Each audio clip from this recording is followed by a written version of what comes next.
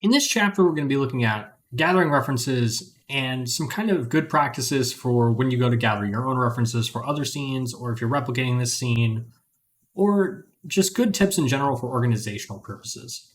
We're going to start with our concept piece. This is taken straight from the Elden Ring art book. We saw it in chapter 1, and we're going to kind of put it here. It's big and it's large in the center of our pure ref scene. And the reason it's in the center is because this is the most important piece that we have. Replicating this is priority number 1, right?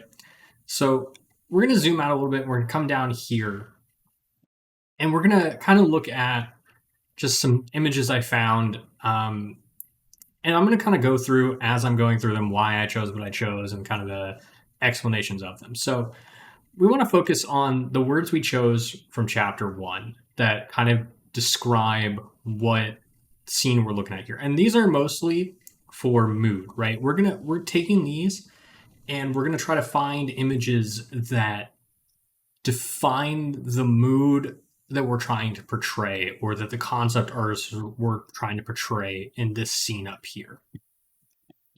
So if we go back down, if we remember, our first one was Baroque. They're out of order. Let me move those back in the right order. Our first one was Baroque. So we're going to go down here and we're going to look at some of the images I gathered for Baroque art. Baroque art is a art movement that has to do with like emotion and motion in a scene, and dynamicism of light, and portraying life and feeling into things that don't typically have some. So for example, like this boat right here, there's so much energy in this paint. There's so much where the light is coming in and you can see the light shafts coming across the boat, and the waves have so much energy, and the people have so much emotion and so much feeling in this scene. Or this scene right here, even as simple as it sounds or as simple as it looks, like we have so much dynamic lighting that's cascading on this environment and making it feel alive and dynamic. And that's kind of the what we're going for when we look for stuff in this art style, because we want to find stuff that they were clearly inspired by when they made this piece right here. We wanted to find things that have not high contrast, but have enough contrast to show that there's different feelings, there's different forms, there's story and motion being told across the frame, and this high energy feeling. And then there's subtle storytelling in the small things that we have here.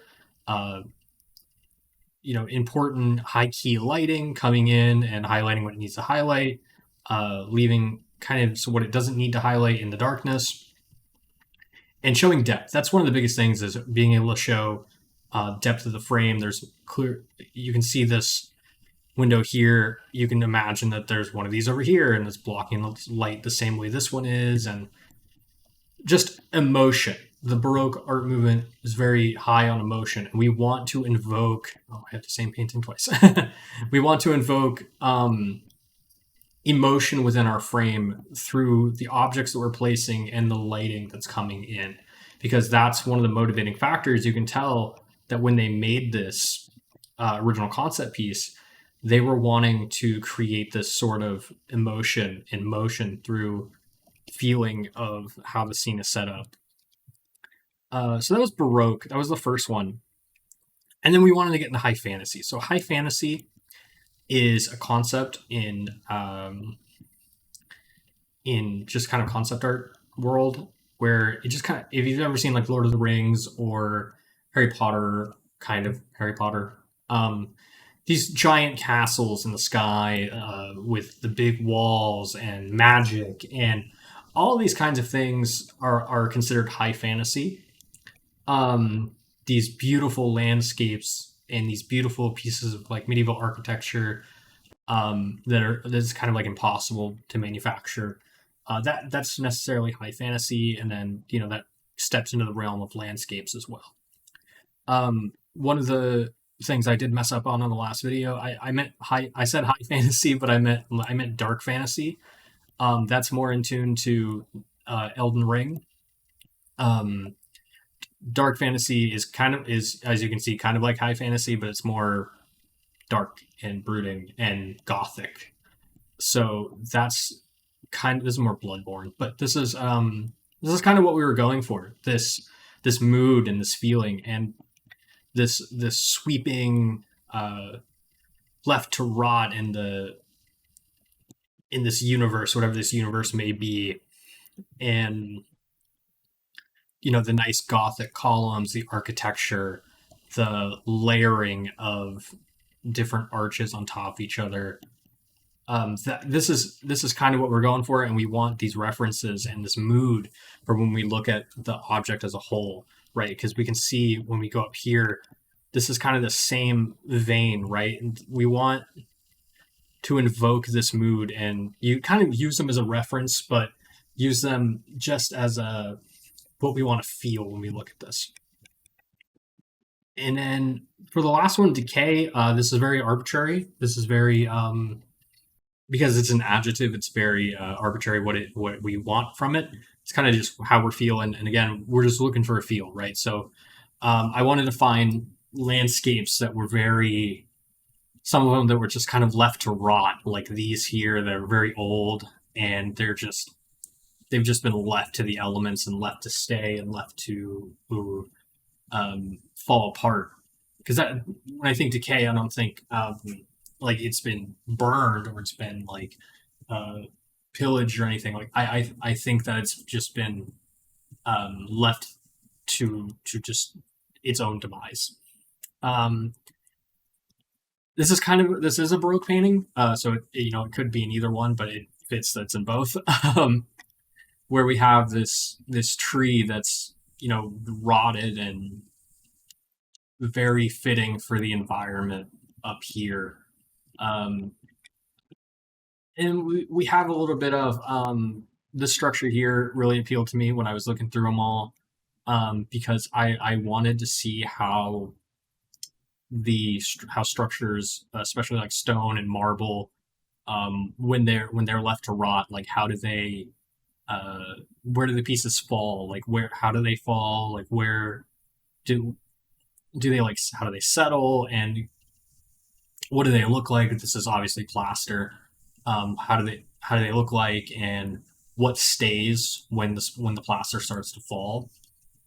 You can see here, even though this isn't the same style as dark fantasy and high fantasy, as this is more of a modern building. You have like rebar up here, which typically wouldn't be there, but you have like some stonework in here that has some like concrete and stuff in here, which it kind of fits and it kind of doesn't. More so, this area is the one I'm looking for. So those are our three, and we kind of look at these at a distance and use our like squint test to go, okay, so this is the mood that we're looking for when we want to think of the materials for this scene up here. So when we look at it, when we go over here to our material references, this is not an exhaustive list of everything. This is just some that I put together to start as we start the scene. One of the things right away is when I looked at these right here, and I started looking into my references for mushrooms. A lot of these don't align with how mushrooms would typically look, right? So when I started piecing everything together, I went, well, they kind of resemble more of like a barnacle, right? Where if you've ever seen like a whale or an old boat that's been left to sit in water for a long time or left to kind of sit by a beach, you'll start seeing barnacles that appear on them in these like clusters, kind of like this right here. And while these aren't exactly the same, it's obviously a fantasy environment, but I think what we're going to end up doing when we do this scene is we're going to have to take kind of close-ups of these barnacles here and kind of reshape them in terms of something that blends mushroom anatomy with kind of like how a barnacle would function, to kind of create our own sort of fungi that would go here.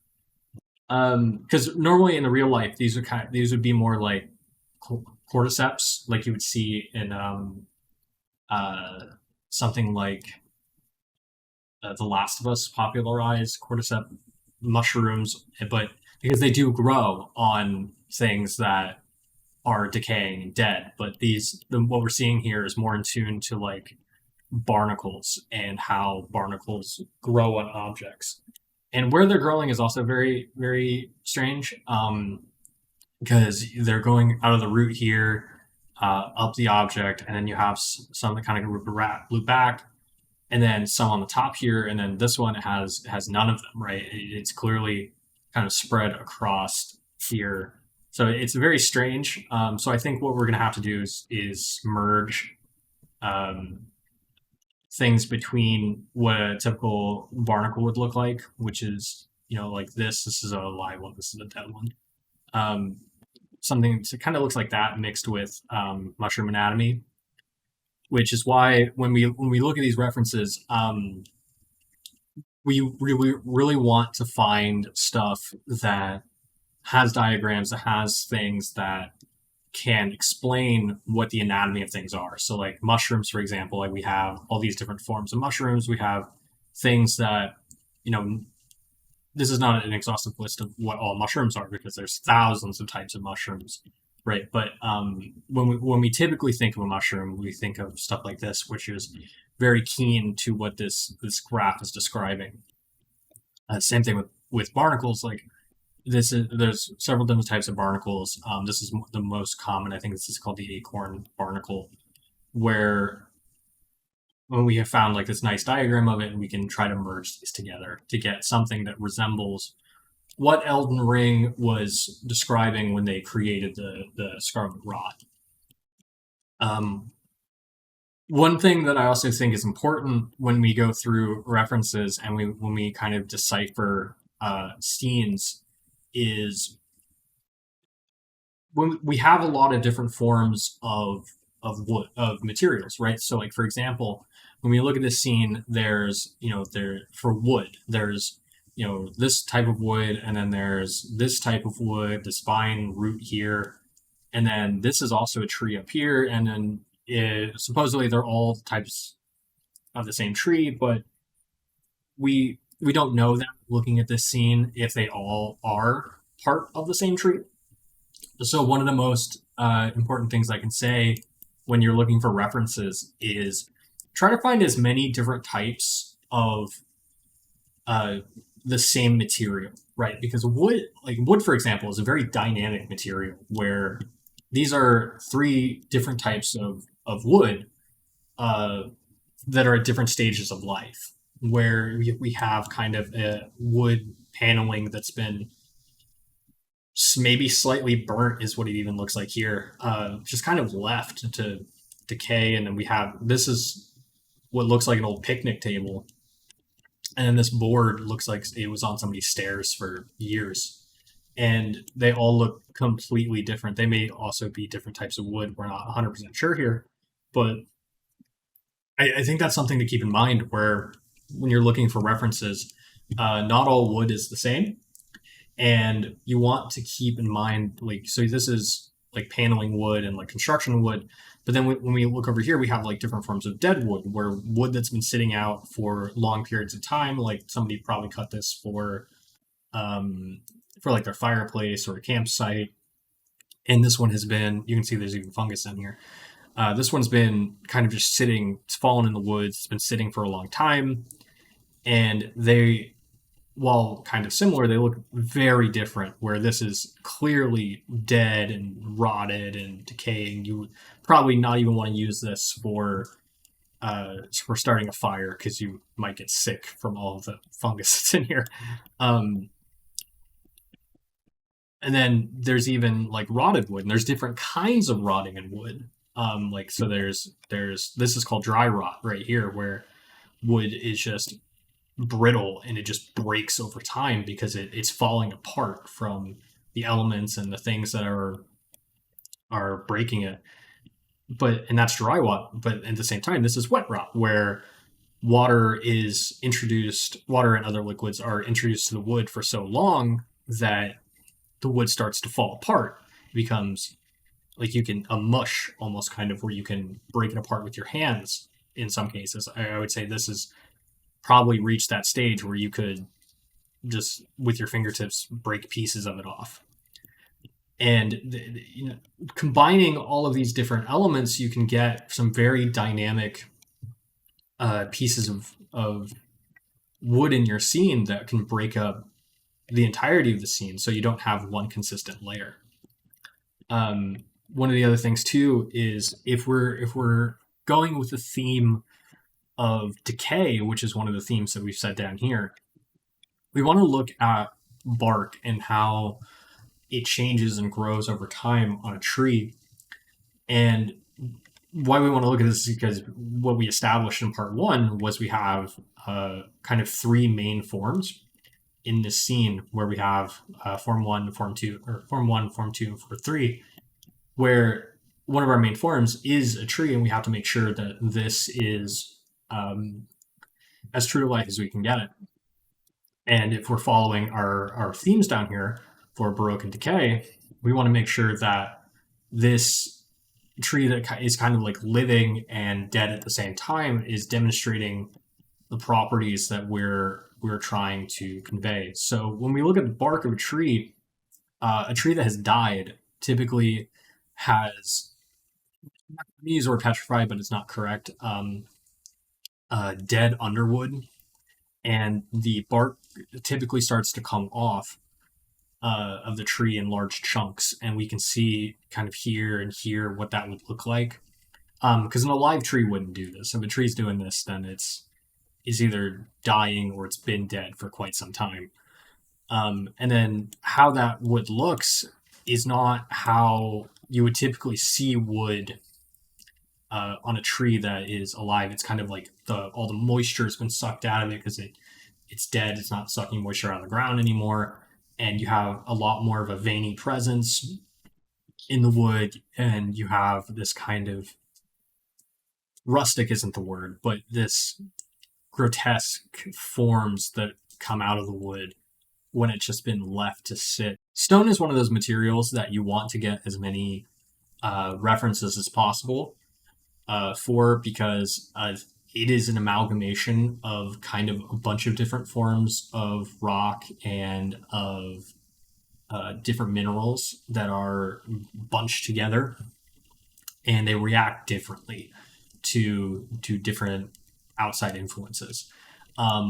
What I wanted to do when I looked for my references is I wanted to find kind of old historical statues that have been left for a long time, because that kind of shows me how these elements react in different ways. So, for example, like this is an old Aztec head that they dug up from the ground, and we can see when we look at it, we have all of this pitting. We have, the detail is kind of still there. It's washed in a way that it just kind of it looks like he smoothed it, and it looks like somebody hit it with a bunch of sandpaper. Um, and that's what I was looking for. I wanted this texture. I wanted to find a way to replicate this, and then this was obviously something that was like buried underground, and they went and found. So I went and found references of similar stone statues that had been sitting for a long time in the open, and so they have gathered like moss, and they have some rain damage. I know we established in part one that there's not necessarily rain damage on the things that we saw, but I wanted to find things that had like mossy elements and things that showed how rain reacts to stone. As you can see here, like there's a little bit of some of the stone has washed away on his face, and leaves these little grooves right here, because some of the not looser stone, but some of the more erosive stone washed away. And it's kind of consistent throughout the entire thing. As I said, like stone is a very an amalgamation of different minerals and different rocks. So we want to try to replicate this as best as we can when we go to make this scene right here for when we start tackling stuff like these pillars or this statue or these guys right here, and especially our tombstones over here that are far away from this side. And we can do that with stuff like we can look at how different stone over the years reacts to carving, right? So like this is a very old carving. I think it's from, I believe it was from like Mesopotamia or something. It's very old, thousands of years old, but it wasn't exposed to the elements.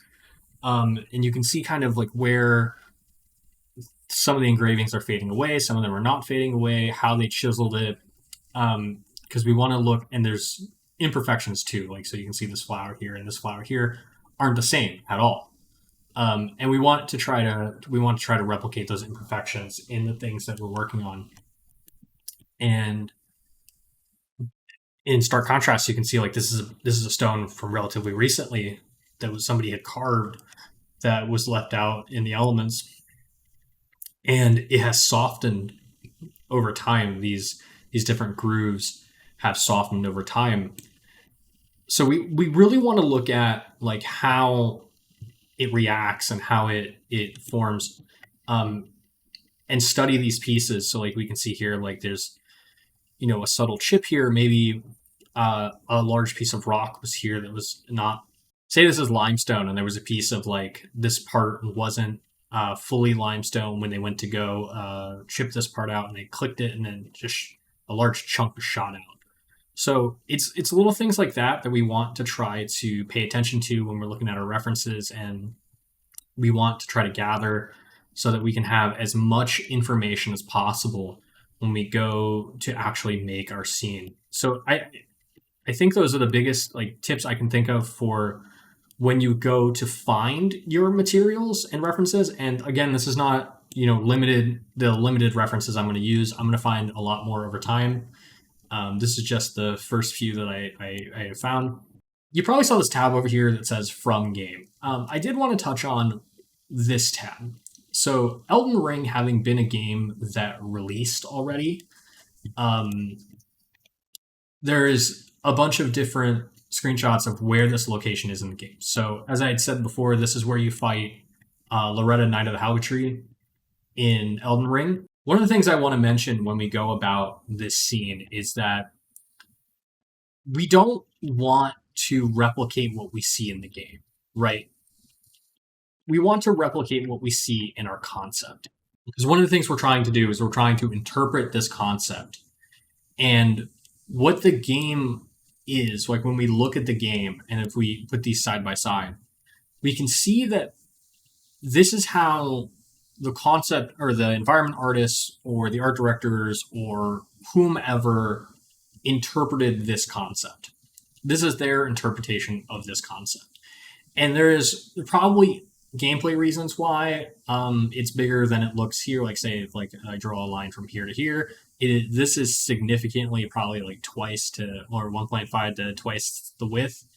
And even if we look at like Loretta's scale, um, it's hard to say. Like there's a lot of differences. Like if we look at the ground plane here and the ground plane here, like this is solid stone or some similar material because the roughness reads are a little odd. But this is solid stone, and this is not. You can see that there's it's like dirt, and then there's grass that's growing over here. And if we look at the rest of our references, there really isn't any of that. They actually kind of added in what looks like this tree material here on the ground, which doesn't look like it's in our references or our concept. Or like if we compare these two, they changed up a little bit of the angle of how this reads and like the shapes of these. They changed them up here. Like you can see they're bent in the game. They're not bent here. If they look bent here, it's because the book is playing with your perception. It's done it to me too. Um, you can see that they took a lot of they took essence of the scene, but they didn't replicate it perfectly. And I mean, we're not going to replicate this perfectly either, but we want to use the game not as references, but as reference points, if that makes sense. We want to focus on this. This is our concept. This is our main piece. But we want to use the pieces of the game as kind of reference pieces, if that makes sense. So, for example, how we're going to follow this section here, if we look in this screenshot here, there is you can definitively see the ground plane of these guys, and there's not really roots that kind of go up into. Oh, there's one right there, but there's not really roots that go up into the branch here, and there's this wall right here that kind of carries over from the other side over here. That this is clearly some sort of gate. It's all concrete or metal, or we'll have to decipher what this material actually is. I believe it's stone.